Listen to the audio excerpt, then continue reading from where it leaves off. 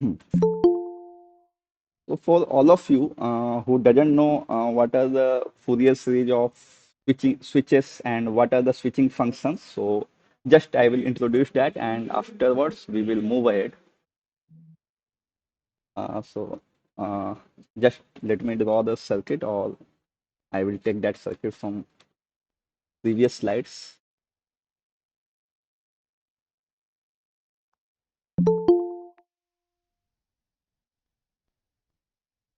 Yeah, so it's better if I will draw.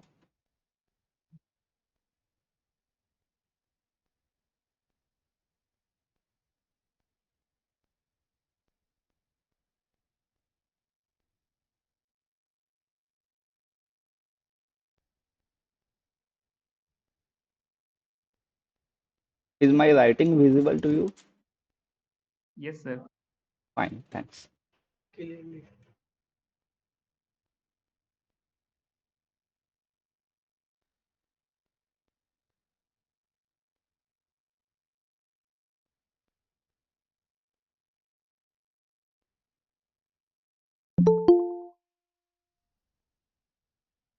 Yeah, so this is typical, buck converter where source is applied to a switch.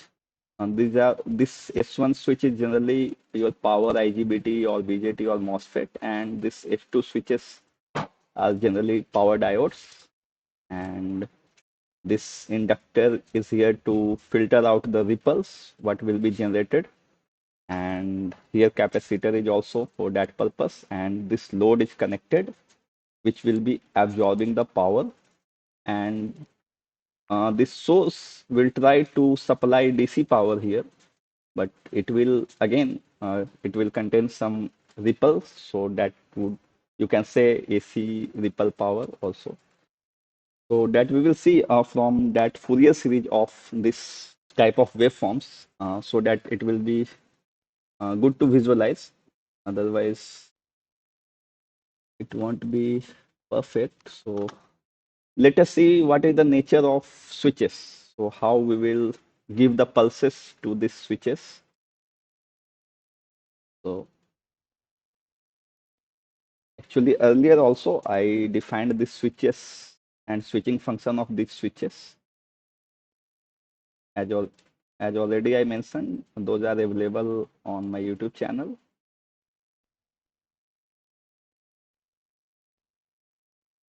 So let us suppose these switching pulses are provided to switches. Uh, for instance, this is S1, and we are giving a pulse. Okay, it has some finite width, and out of 2 pi in one cycle, one time period, it will have some duty cycle D. And if it is conducting for D duty cycle, so total time period of this pulse would be, in angular term, 2 pi D. Okay, 2 pi into D. This width we can say it is 2 pi D. If this pulse would have been provided for entire time period, this d would be 1, and we can say this angle would be 2 pi. So it is conducting for entire period. But this is not the case generally. We give switching pulses. So there would be some duty cycle there. And after that, we need to analyze, or we need to derive the Fourier series of this kind of waveform. If we know the Fourier series of this kind of waveform, it will be useful in all kind of power electronics circuits like inverters, rectifiers, DC-DC converters. So inverter portion I have already covered up to some topics here, 120-degree, 180-degree conduction modes, and also sine PWM and so on. So let me write the Fourier series of this pulse. Let us say 0, and this will be your minus pi d, and this will be pi d. We can easily calculate the average of this pulse. So that would be your DC component. Any Fourier series has you know, DC and cosine and sine components. So Yes. yeah, correct. So this signal is, you can see, you can take a look and you can tell me whether it is even or odd. So if you can tell me if it is odd, so we will eliminate the cosine terms, and if it is even, we can eliminate the sine terms. So our job would be easy. So I will tell it the switching function named as h1, and first we will write the DC component, which will be average of this, right? So average we can calculate uh, simply area. So it's area divided by total time duration. So area is our, its magnitude. We will take one. Why one? Because for simplicity's sake, we will take one, and because if you multiply this switching function with some voltages, then it will give you some output voltages. Otherwise, we will be taking for simplicity one. So this one and this 2 pi d, right? So its area would be 2 pi d divided by total time period, which is 2 pi, and plus some, you know, an and bn. So that we need to figure it out. Which kind of function is this waveform is? Anyone?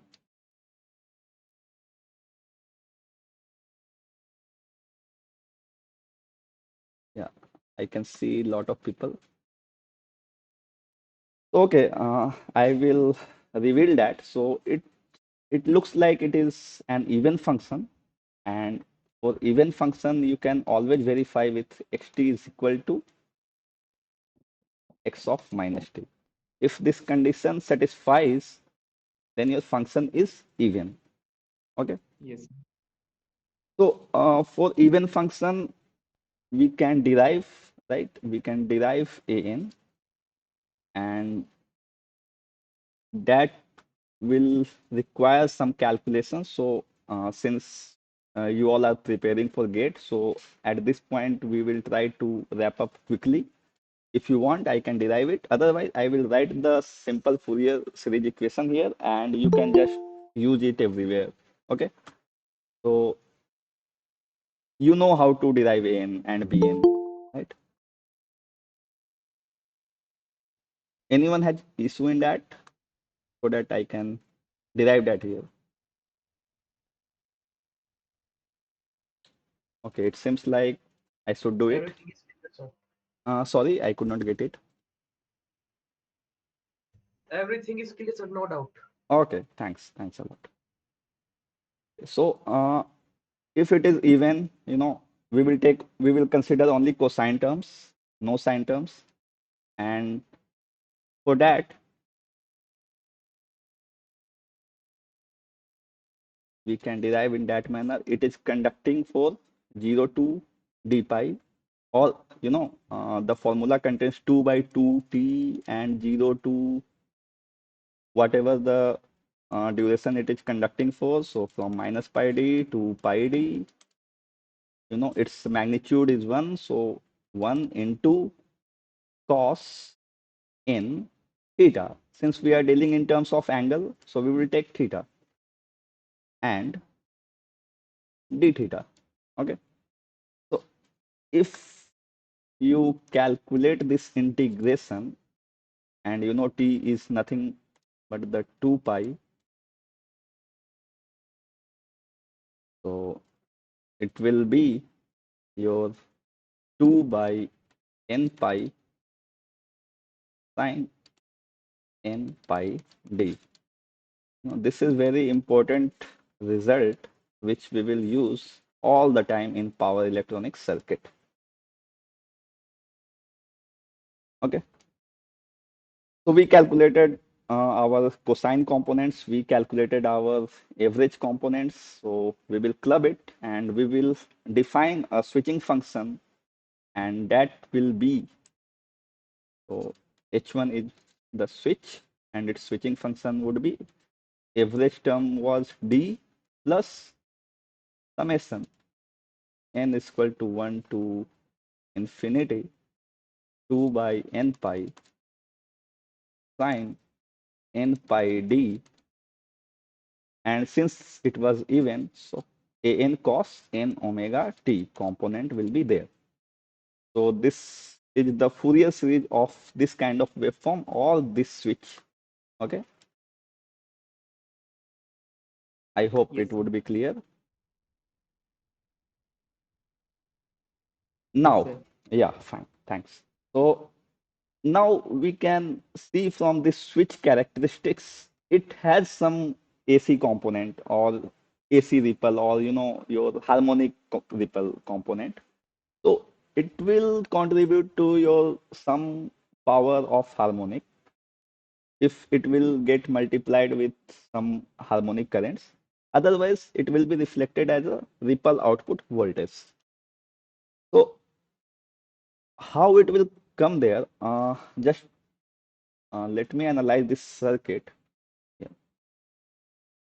We want to know voltage at this node. Okay. We know that VDC was supplied here. If we calculate this V1, we can easily calculate V0.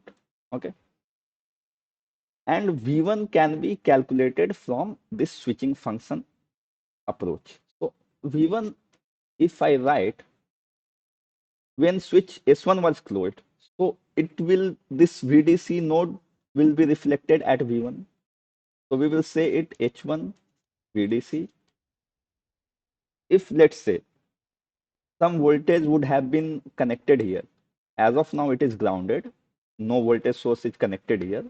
But let's say, gate committee twisted some concepts and they will introduce one voltage source here. So what will you do? So you can write it. Let's assume its value is V2. So that will be reflected in our equation of V1 plus H2 V2. Right, when V2 will be here and H2 will be connected, and H2 has switching function which will be named as H2, and that H2 will get multiplied with this V2, and that will lead to our output voltage or this node voltage V1. Till this point, I hope it is fine. Again, we know that voltage drop across inductor, okay, for a time period will be zero, right? Inductor will charge and discharge. So average voltage, uh, you know, VL dt will be zero for a time period. So whatever V1 we will get here, the average value, the same average value we will get at V0 node, and that is our output voltage. Now we want only average voltage at V0, so we will take only average component or average value of H1. So if we will do in that manner, so what is the average value of H1? We have just calculated, right? We calculated average value. This was our average. So which is nothing but the D, which you might already know, right? V naught is equal to D VDC. So H1 average would be D. Similarly, if we want average value of H2, it will be 1 minus D, right?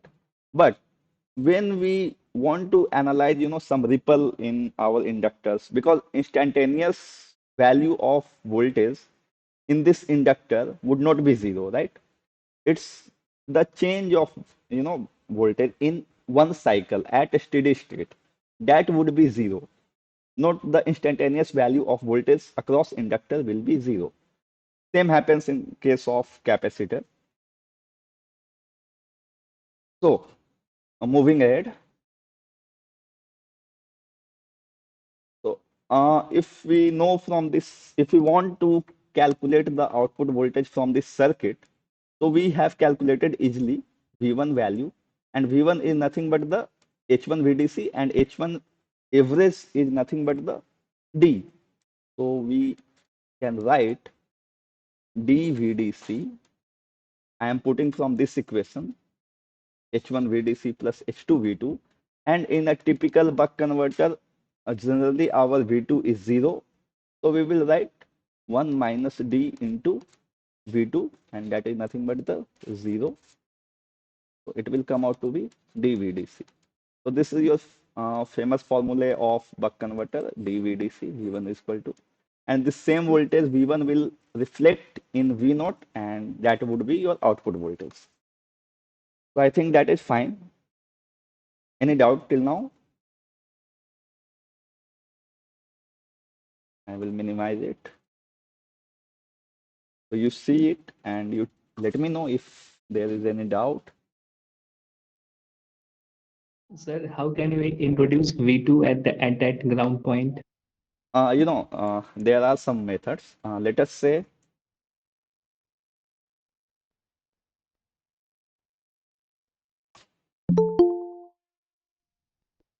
uh,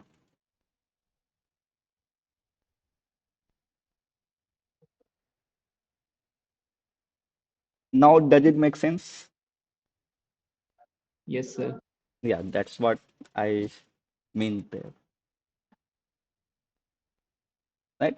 From this point to before this switch point, you can connect anywhere, right? If you connect here V2, you might have applied in analog circuits. V2 would be generally considered as node or any voltage for say.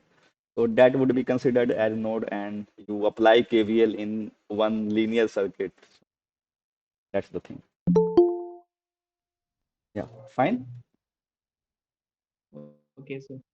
Okay. So that was very easy, V naught is equal to dVdC. But what is the exactly voltage that V1 node will see? That we have to think, right? This V1, what it will see instantaneously, right? At any instant of time, what it will see, what kind of nature of that waveform will be. So, we have done V1 is equal to H1 VDC,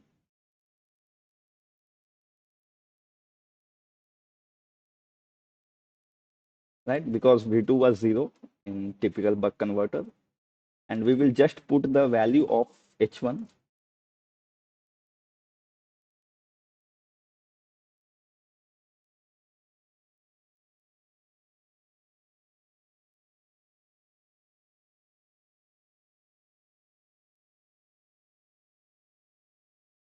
This Fourier series is very important, and you will be, you need to remember this expression, and it will be very useful to you at any instant of time, and especially in case of inverters and rectifiers. Right. So this is the instantaneous voltage what the node V1 will see at any point of time. Right. Now, what will be the, if we ask or if, any question there will be given, find out the second frequency component of voltage at output. Okay. So for that matter, you can easily compute n is equal to 2 V02, and that will be 2 by 2 pi sine. We will put n is equal to 2 pi into d, and this will be your magnitude, and this will correspond to your cos 2 omega t frequency component.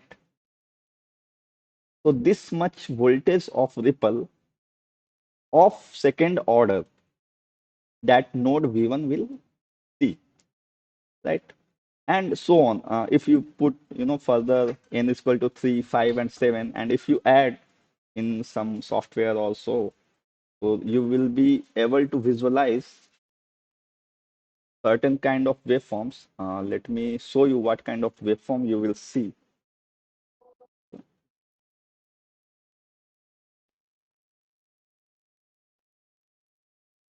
So if you simulate in some open source software, you will see this kind of voltage. So you can see here the ripple, right? It is not very smooth. It is not DC. So this kind of voltage you will see at output, right? And this ripple we need to eliminate with the help of our capacitors and inductors. So that's the point I wanted to make here.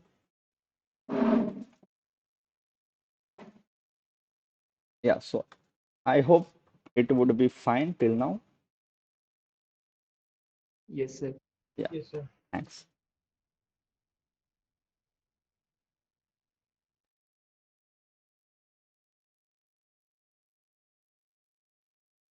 And if you have some orders of ripples in your output, do you feel there would be some ripple in currents as well in output?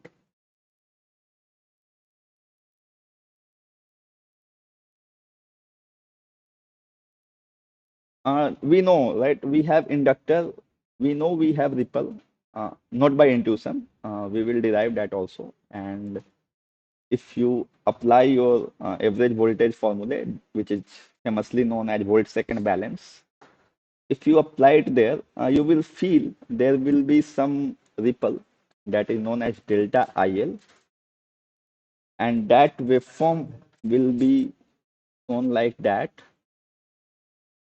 and that also I will present it here.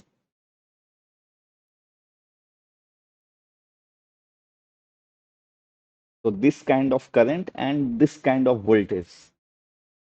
So what do you think now? Is it desirable kind of waveform we want at our output side of DC voltage or DC converter? No, sir. No, certainly not. This kind of voltage and this kind of current, when they will be multiplied, they will contribute to your some other harmonics power, okay? And that will be known as, that will add on in your copper losses or other certain losses. So this kind of waveforms would not be desirable. And we want to regulate very smooth DC link voltages, right? The DC at capacitor, the DC load where capacitor is connected, we want it to be, regulated within 5 second, sorry, 5% of THD, right? Or ripple factor, whatever you say, THD in AC component and ripple in DC. So that's what I wanted to realize here. Now further we will move ahead and we will solve one or two problems and we will see what kind of problems were asked previously in GATE.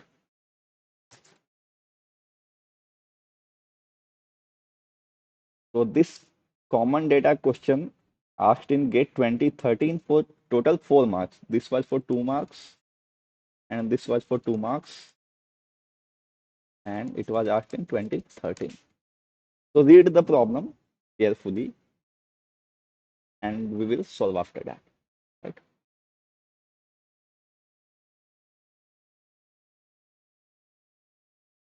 However, we have discussed buck converter, but it is not necessary this problem would be based on that.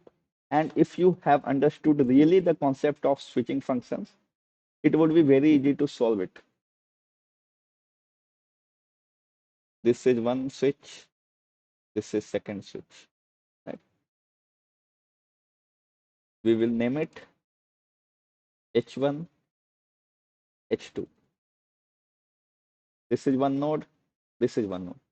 We haven't studied boost converter yet, but it should be solved. Right? So in this question, it is it is said that the frequency of switches is 250 kilohertz with duty ratio of zero point 0.4. In any question of GATE exam, duty ratio would correspond to your switches, which are our main switches. Which switches are called main switches? Generally, where we have some control, right? If we do not have control, only one switch consists in the circuit, that is diode. We do not have any control on diode. So we cannot provide duty. It will be basically we are indirectly controlling the diode by controlling the IGBT or MOSFET. So if we turn on our diode, if we turn on our this switch H1, our diode will get reverse biased and indirectly it is getting turned off. So indirectly we are turning it off. And if we will turn off our this H1, this MOSFET, then this diode will be forward biased and it will start conducting. So anytime this duty ratio would correspond to our controlled switch, not uncontrolled switch. Okay. So we Yes, know sir. H1 value is zero point 0.4 average. Fine. And generally in gate, you would not have to deal with, Fourier series. It would be very few problems. I haven't seen till now, but in future anything can be asked. So they may ask you like find out the second harmonic component of your output voltage. So in that time you can use that your Fourier series of that switch. So as of now, it is shown that all elements of the circuits are assumed to be ideal. Now, in this problem, we have to calculate average source current in a steady state, right? So this is our source, this VDC, which is 12 volt, and source current will flow through inductor. So, if we are discussing here now this problem, we will get to know some concept of boost converter. So in boost converter, generally inductor is connected to source side and our diode is connected towards load side or capacitor side, right? So we just need to find out this node voltage, then we can find out this node voltage, or vice versa would be also possible. Now, V1 is connected with these two switches directly, right? So we can write in that term H2 into V2 plus H1 into 0, right? Because here, no voltage source is connected, so we will assume it grounded. And we are given with the duty ratio of H1, not H2. And in any circuit, all the sum of switching function would be 0. Sorry, not 0, 1, right? Because when H1 would be 1 on or when H2 would be on, the opposite switch H1 would be off so that it will operate in particular mode. Otherwise, it will be either in freewheeling mode of operation or short circuit operation. So generally, engineers try to avoid that, and we make it H1, all the summation of switching functions is equal to 1. Now, H2 is 1 minus H1 into V2. Okay. So from here, we can write V2 is equal to V1 by 1 minus H1. Now, this formula would transform into your some known kind of formula, which you might not know earlier. So H1 average value is D1, so V1 by 1 minus D1. We got to know V2 in terms of V1, right? And V1 is connected to this DC voltage along with this inductor, right? This inductor is placed in between of them. So again, we know average voltage would be 0 and we need to calculate in a steady state, and we are assuming all the elements in the circuit are ideal. So we can write here V1 average, or indirectly we will say that this VDC would be reflected to V1. And again, we will write VDC by 1 minus D1. And I hope this is familiar kind of formula in boost converter if you would have studied. Yes, sir. Yeah. Now we can calculate this V2. V2 is equal to VDC by 1 minus D1, and VDC is given with 12 and D1 is zero point 0.4, so 1 minus zero point 0.4, and that would be 12 by zero point 0.6 would be 20 volt. it should be 20, I guess. Yeah. We have calculated V2. If we calculated V2, we can calculate I2 or I naught. So I naught would be simply V naught by R. So V naught was 20 by 20 ohm, I think. Yeah, 20 ohms. So I naught we have calculated 1 ampere. Again, in case of current also, we can apply the same function. So this Is is constant because inductor is helping to flow the current in continuous manner. There are certain cases where current gets discontinuous, but since here it is mentioned that all elements are ideal, it means inductor must be sufficiently high to maintain the continuous current with some ripple. So Is will have some continuous flow, right? Now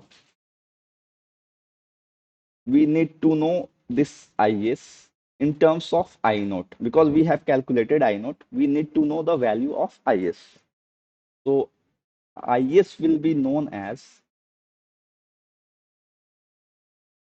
or I naught from this. Let me copy this figure.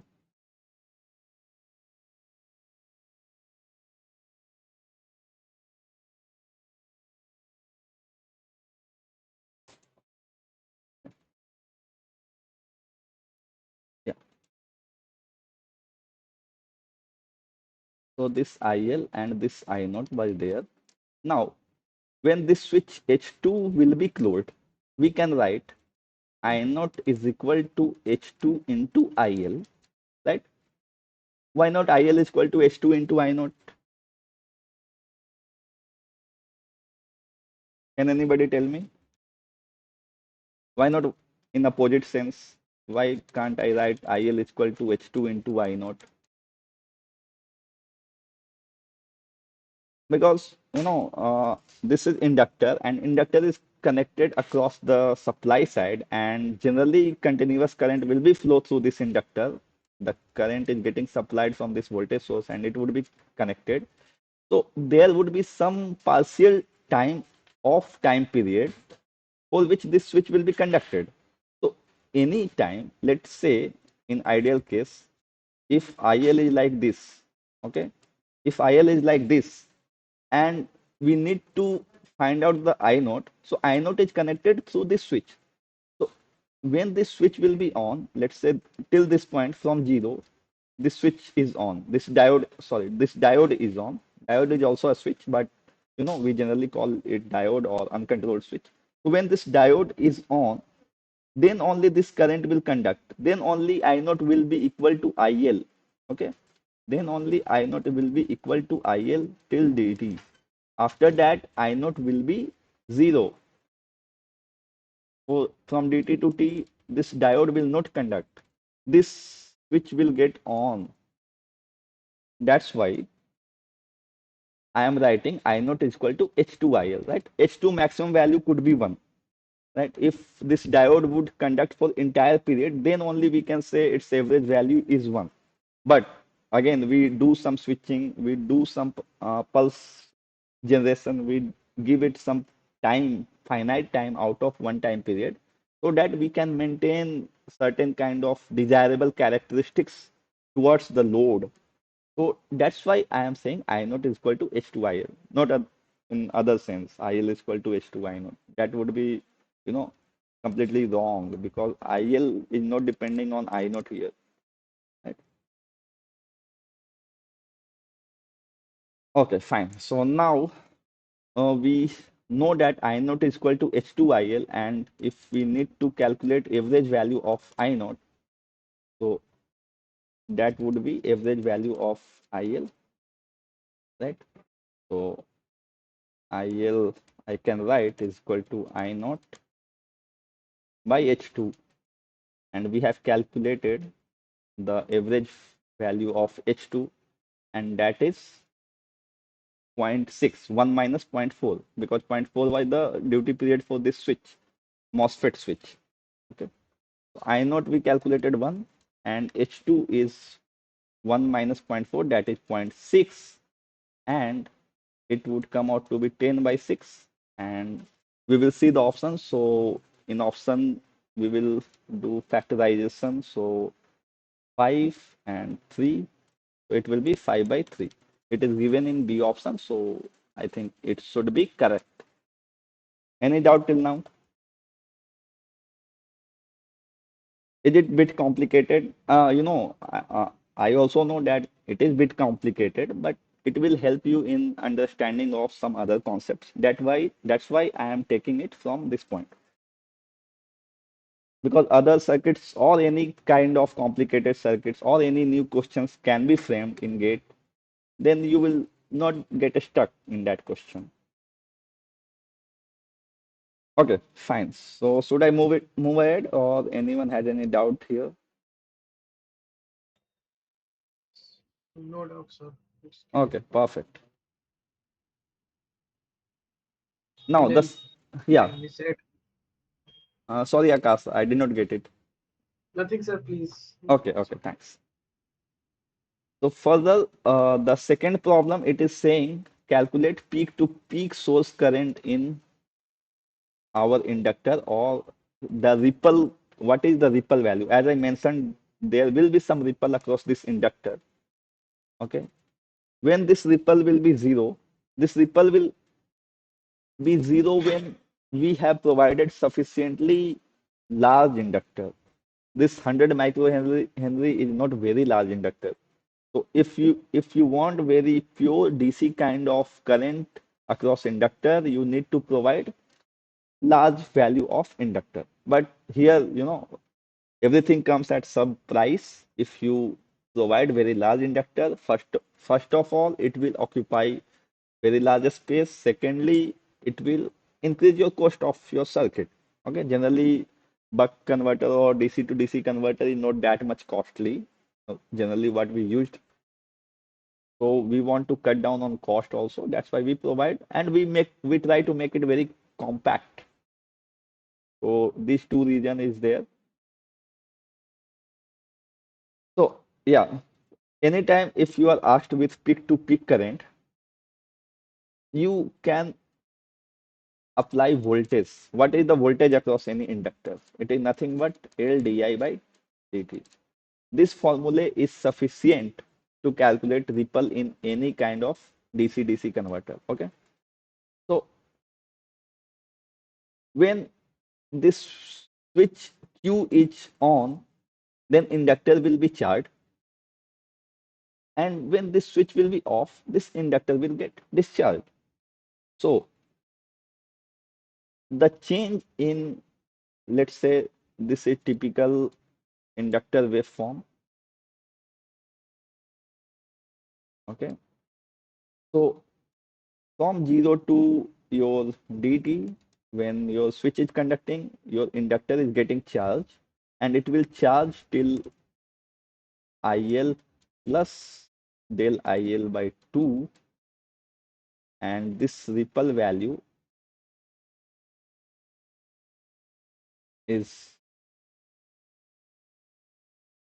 del IL, and this will have some average value in between, which will be IL average, and this lower value is IL minus del IL by 2. I hope this makes sense, because if you reduce this portion from amplitude side, you will get this value. And when we are calculating ripple in inductor current, you simply take any period out of one time period, right? Any period when either switch Q is connected or switch D is connected. You take any one case. So let's take when switch Q is connected, this Q. So when this switch is connected, how much voltage do you see here?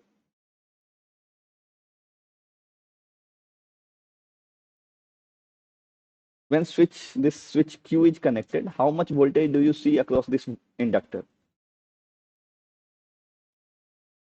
12 volt. 12 volt, correct, thanks. So you will see 12 volt when this switch will be connected. So I can write 12 is equal to L. And when this switch is connected, how much change is happening there? Change in current, right? Because DI is. So how much change is happening there? Pretty straightforward. L DL or delta IL, you can say. And for how much time? dt. DT. Now we wanted to calculate this value, delta IL. This is the ripple in our inductor. So we will just simplify it 12 by L into dt, right? We know the value of D, we know the frequency, so indirectly we know the time period. Or if you want to write in terms of frequency, since frequency is given, this will be your expression, right? So 12 into D was zero point 0.4 and 250 kilohertz was the frequency, and our inductor value was 100 Henry, I guess, 100 microhenry. So we can write it 100 into 10 raised to power minus 6. Okay. So I will calculate it here. 12 into zero point 0.4 divided by 250 into 100. So it will be 0.192 ampere. Okay. So this much ripple is there. So this inductor current is oscillating with this much ripple value. That is nothing but 0.192, right? So that's what I tried explaining earlier, that when you have any inductor connected across your switches, since we are connecting our switches, so switches has some drawbacks of harmonics. So there will be some ripple that will be reflected across your inductor, and there will be some ripple in your voltage also, because we are giving the pulses, we are generating that ripple, okay, and we are connecting inductors and capacitor there to filter it out. So the larger the value of inductor will be, the larger the smaller will be ripple. And I will show one case with the help of interleaved buck converter, where you can eliminate the ripple in inductor. That's why that converter is very popular, and it is a favorite topic of examiners as well. So this option 0.192 we calculated and it is correct, right? So any doubt in this question? It took certain time, but I just wanted to make sure that you got the concept behind this converter.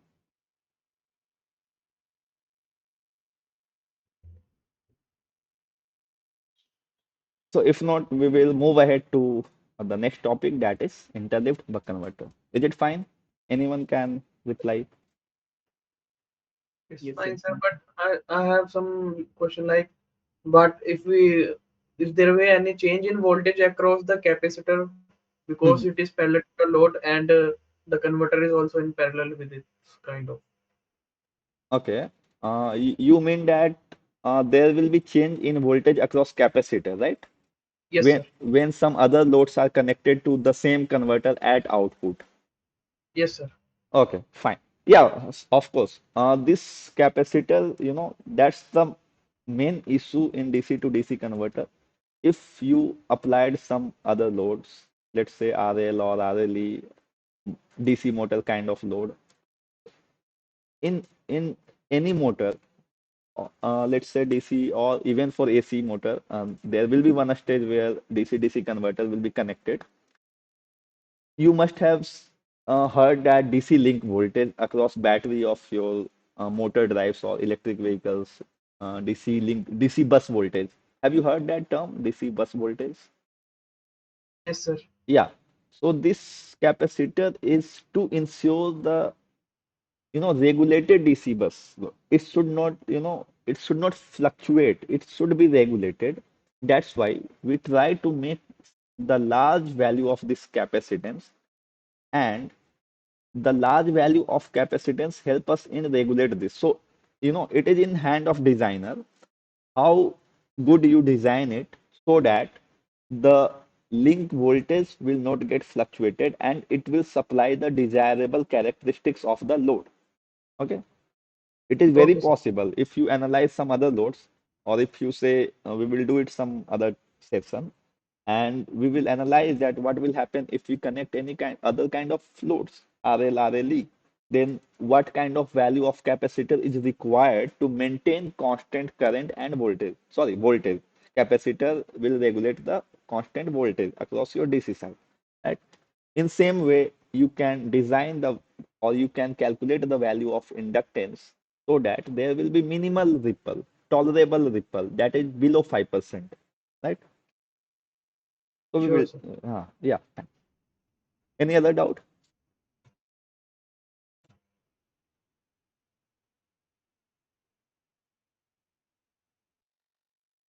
Okay. So I hope I should proceed now. Yes, sir. Please proceed. Okay, thanks.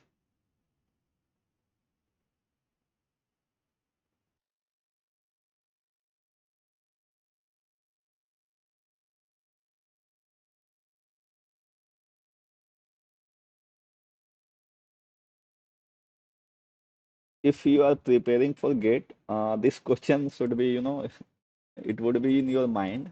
It was asked very recently, 2018, and everyone was confused. Actually, I was also at that time GATE aspirant, so I also got to know this kind of circuit, and I did not know what to do with this. So when some explanations came, again then we knew the answer, but again there was some confusion. So actually what happens, you will give some pulse to this switch, okay, and S1 is in complement with this diode. Similarly, S2 is in complement with this diode. But what should be the relation between S1 and S2? So that is never fixed. However, they did not ask so much tough question, but it is very possible that they are saying that they are complementary. They may say that this pulse can be started from this instant. Okay, then what will you do? Your memory will not work at that point. Right? So, first we will solve this problem and then we will try to see what is the concept behind it. So, this is very straightforward question. They showed that two buck converters connected in parallel. Okay, let me erase this. Okay. So, two buck converters connected in parallel, and the common input DC link voltage, the same one DC link voltage, is connected with the value of 100 voltage, right? So this 100 voltage, same source, it is catering through both the inductors and catering to one load. It is possible it could be connected with multiple loads. That should not be issue, but right now it is catering a single load. Both inductors have identical value, so we will note it down. L1 is equal to L2, or simply L is given, so L will be same. And load resistance is 1 ohm. This 1 ohm.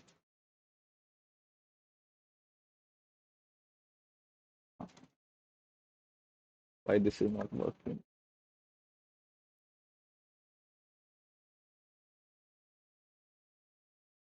Okay. Huh. Okay. It is working. So this resistive load is 1 ohm, and the capacitor voltage has negligible ripple. So it means that you do not need to care about ripple across capacitor. It is there, but you can ignore it. Generally, in gate questions, they try to simplify for you. And both converters operate in continuous conduction mode. So again, you do not need to worry about discontinuity across inductor. Now, the switching frequency is 1 kilohertz of each switches. Switches means S1, right? S1 and S2.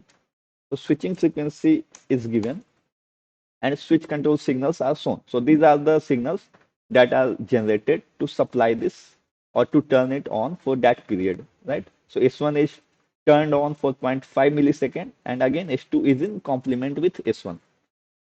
So and the waveform of D1 this is D1. D1 waveform would be similar to S2, right? Because we know the time for S1 is on, D1 will be off, and when S1 is off, our D1 will be on. Okay, so here it is, relatable that D1 is equal to S2. We can indirectly interpret from those statements or those signals, and S1 is equal to, we can write D2, right? Now, circuit operates in the steady state, assuming that converters share the load equally. This statement makes our work very easy. That these converters share the load equally. It means, what does this statement means? This statement means that, sorry, this statement means that whatever current will flow through load, this load, that will be supplied from both the inductors equally.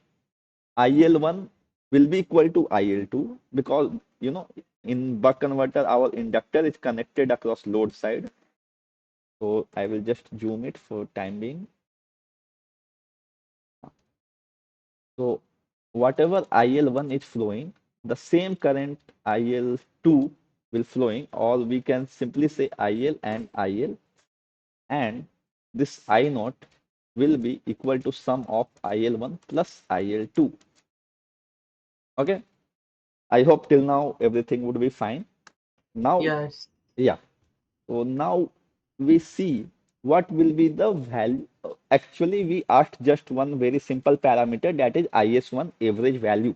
So IS1 average value to calculate, if we know I naught, we can easily know average value of IL will be I naught by 2, because IL1 and IL2 is nothing but your 2IL, because both the currents are same, right? So IL will be equal to I naught by 2, we can say. And if we know IL, we can easily calculate IS1 average. IS1 average would be your IL into whatever the duty cycle of S1. So that is H1. Okay. Now, how can we calculate the value of I naught? The first thing now we need to to calculate I naught. So if we know I naught, we can easily know IL, and hence we can calculate IS. I am just trying to solve this problem. After that, I will go deep in this concept. So this VDC is 100 volt and this is buck converter. Okay. So, okay, let me take this picture at some other place. Otherwise, it would be confusing. Sorry.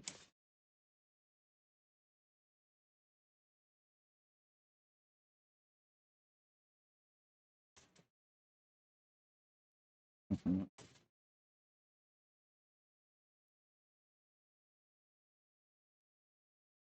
Okay.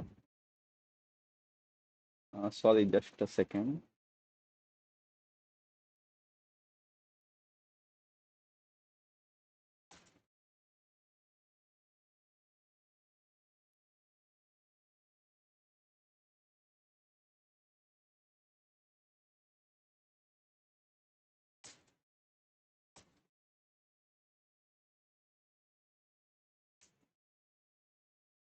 Right. Okay, just a second. I will copy it from wherever it is available. My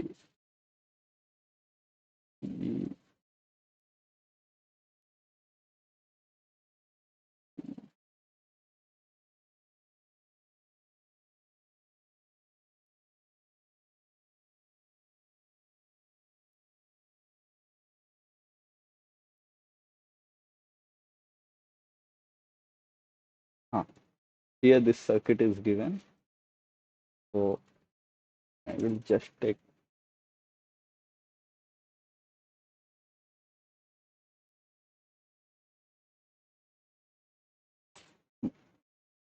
So we need to calculate this V naught. Okay, we are given this DC, this voltage V1, and at this node, let's say some V1 voltage is there. So V1, we know V1 is equal to H1 into VDC, so H1 into 100, okay? And this same voltage will be reflected across this node, and this node is sorted, so same value of voltage will come at that point. So we can write V1 is equal to V naught is equal to H1 into 100. And H1 average, since we are talking in a steady state, so H1 is equal to D1 into 100. And D1 was given with the question. D1 is given with, yeah, zero point 0.5. So all the switches are conducting for equal period of time. So we can write 0.5 into 100. So your 50 volt is V naught. We calculated V naught. We can easily calculate I naught across this resistance. I naught will be V naught by R. So 50 by 1 is equal to 50 ampere. Now this 50 ampere, since in question, I recall, it's supplied by both the converters equally. Both converters are sharing the load equally. So IL1 is equal to IL2 is equal to I naught by 2. So it will be 25 ampere. Okay. Now 25 ampere is going from this converter, 25 ampere is going from this converter, and both are getting added up. And voltage we know. Now, is it difficult to calculate IS1?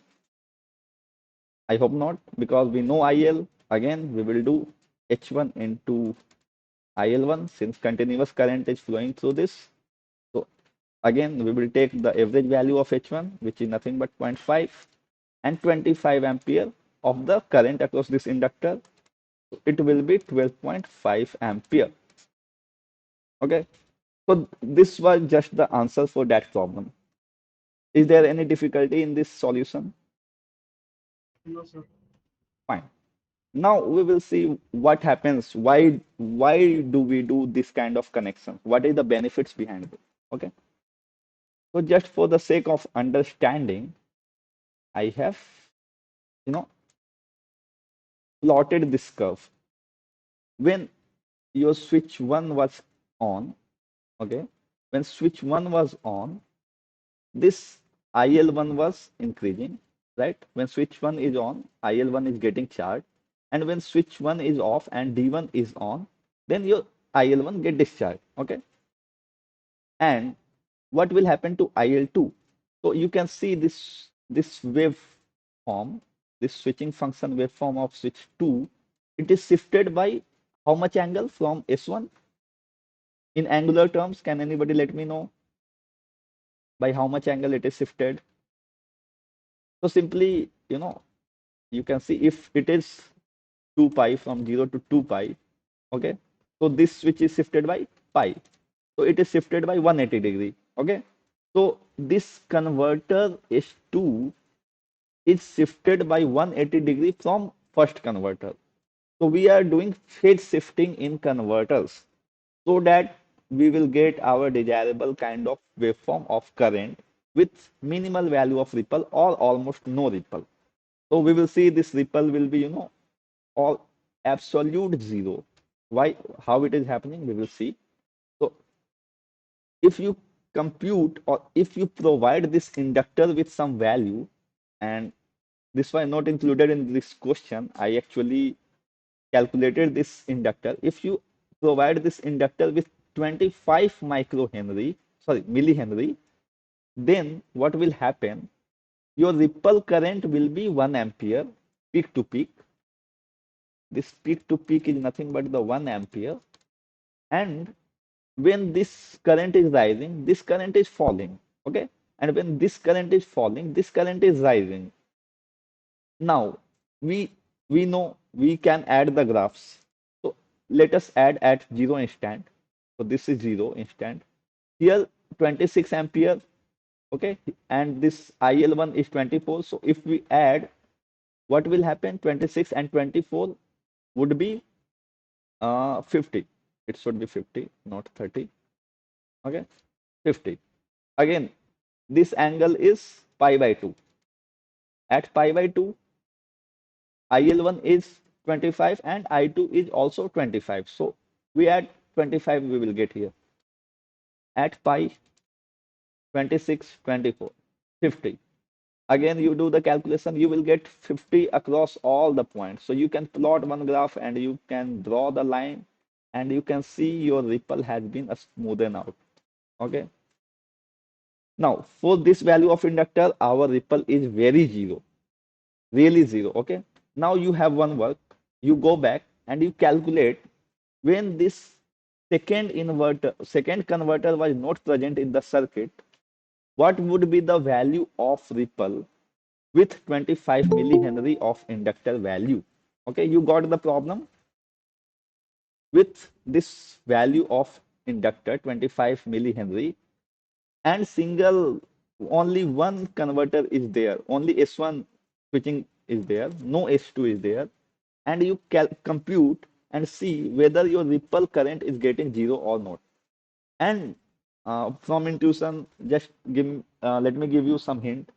If it is not coming zero, then what would be the value of inductor that will be required to make it zero? Then you will get the idea why do we do this kind of connection. Okay. Any doubt in this problem or in this concept?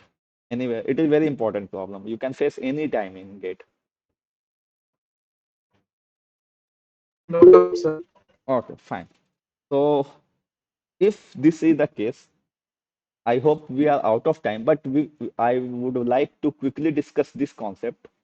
We we we saw that both the converters was out of phase by H1 was out of phase by you know 180 degree. Okay. Now we will phase shift it by 90 degree. Okay. S3 is shifted with S1 by 90 degree. Okay. In this manner, this is our 90 degree. And I showed you already the waveform. Yes, anybody is saying something? So if it is shifted, the second converter, this second converter is phase shifted by 90 degree now instead of 180 degree, which kind of pulse you would see and how would be the current waveform and voltage waveform you would see. So that you analyze. Two things I told you to analyze. First, you remove the second converter in that gate previous year question and you see how much ripple is coming. And second, I told you to analyze with your this inverter with 90 degree of phase shift. So in next session, we will again analyze this converter and we will see boost converters and their applications. Any doubt? Any clarification?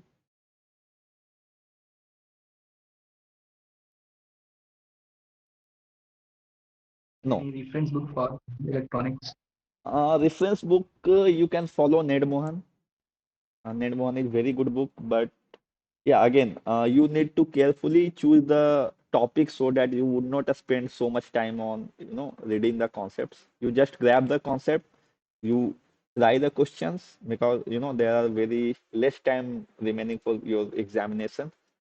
So Ned Mohan is a very good book. You can read these concepts there. But again, these kind of switching functions would not be there because it is kind of taught by some professors here and they developed on themselves. You would not find this switching function thing, but yeah, certainly you would find some interesting concepts there. Yes, sir. Yeah. So that's all. So we will conclude for today now, and we will see you. We will meet again next Thursday at 6 p.m. Okay.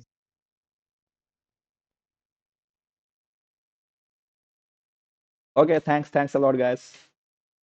Okay. Thank you, sir. Thank you.